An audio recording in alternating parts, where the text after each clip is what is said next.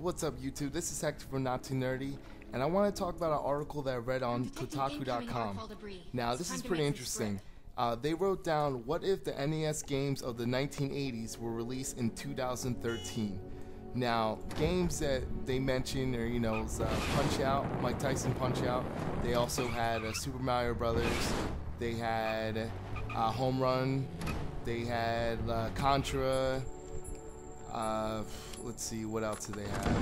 Castlevania, Tecmo Bowl, like games like that in the 1980s. They said, how will that stack up against games in 2013? Like, what would happen if they were literally released in 2013? And it's like, I wonder, would games like this even be playable?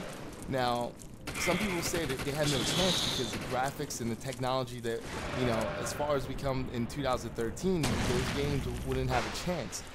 But those games are still fun, and there's a huge fun factor.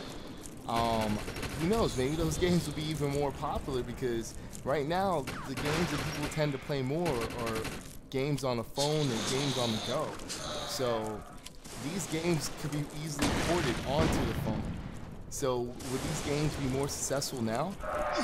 I mean, it brings an interesting point. Like, if you really think about it, like, these games are classic. The Punch-Out, like, they're addicting games, Like, people still play them to today. Like, I love Punch-Out. I love Mario Brothers. And don't even get me started, Contra. Contra gets me so upset when I play it, but it's such a great addicting game.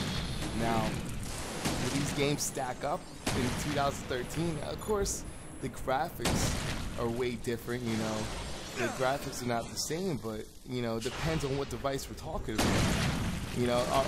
Like, if it literally was released on the NES right now this year, I mean, obviously no one will stick with Nintendo because of the graphics, but if you're talking about how would these games be, like, would they be released in 2013 on a different, like, console, or maybe on a phone, a device, an iPad? Like, if it was just released now, I think they would do great because there's so many different games that, that are trying to go back to the 16-bit, 8-bit era, They're trying to show older games. They're trying to pay respect to retro games.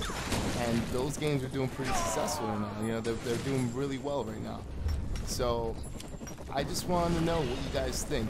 How would the games of the 1980s, they're released on the NES, like, what would happen if they were released in 2013? Do you think that they will be as successful? Do you think they'll be even more successful?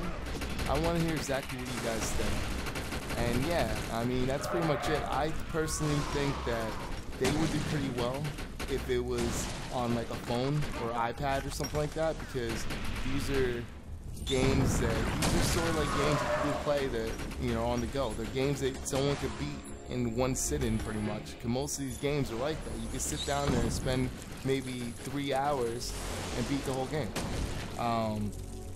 Yeah, so let me just see, just let me know what you guys think. This is Hector from Not Too Nerdy, and I'm out.